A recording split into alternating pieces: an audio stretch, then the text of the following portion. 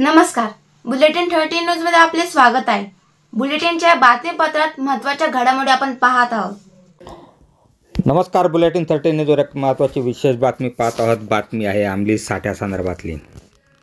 नाशिक ग्रामीण व येवला शहर पोलिसांनी धाड टाकत येवला शहर पोलिसांनी येवला शहरातील पाण्यातील टाकीजवळ नांदगाव रोड अमीनानगर येथील ताब्यातील गोडाऊनमध्ये छापा टाकून यामध्ये MD ड्रग्ज व कुत्तागोळीसह गुटखा तसेच इतर सामान ताब्यातून घेऊन 3,38,176 रुपये 28 पैसे किमतीच्या अंमली पदार्थाचा साठा तसेच सिरप या विनापरवाना मिळून आला आहे।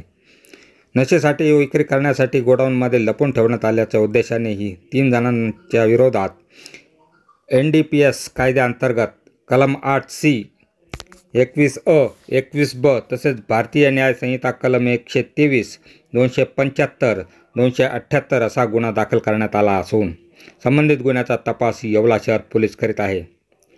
सहजासहजी गुटखे व अंमली पदार्थ मिळत असल्याने येवल्यात नशेखोराची वाढ झाल्याचे चित्र पाहायला मिळते। याचाच परिणाम आहे की काय?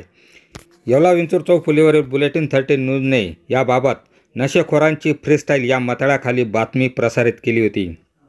बुलेटिन 13 न्यूजसाठी विलास कांबळे, येवला। बरोबर आहे। काल येवला शहरामध्ये नाशिक ग्रामीण SP साहेब, ॲडिशनल SP साहेब यांच्या मार्गदर्शनानुसार आणि येवला शहर पोलीस स्टेशन यांनी कंबाईनली एक रेड केलेली आहे। त्याच्यामध्ये नशिले पदार्थाच्या विरोधामध्ये कारवाई आहे। त्याच्यात 3-4 प्रकारचे वेगवेगळे सबस्टन्स मिळालेले, एक MD सारखा असलेला पांढरी पावडर जी असते ती, त्याच्यानंतर ब्राऊन शुगर, त्याच्यानंतर काही सिरप असतं ज्याच्याने नशा येते ते, आणि एक कुत्तागोली म्हणतात मालेगावच्या भाषेमध्ये।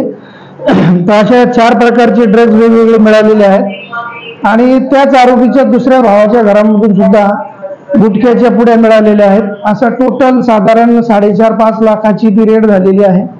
त्याच्यामध्ये फॉरेन्सिकची जी टीम असते, ती व्हॅन वगैरे असते, त्यांनी घटनास्थळी येऊन ती पूर्णपणे कारवाई केलेली आहे आणि याच्यामध्ये जे आरोपी फरार आहे त्यांचं शोध कार्य पूर्ण रात्रभर चालू होतं। पुढे सुद्धा ते काम चालूच राहील आणि याच्यामध्ये जे कोणी आरोपी सामील असतील त्या सर्व आरोपींच्या विरोधामध्ये कठोर कारवाई करण्यात येईल। अशाच बातम्यांचे नवीन अपडेट जाणून घेण्यासाठी बुलेटिन 13 न्यूज मराठी चॅनलला सबस्क्राइब करा व लाईक करा।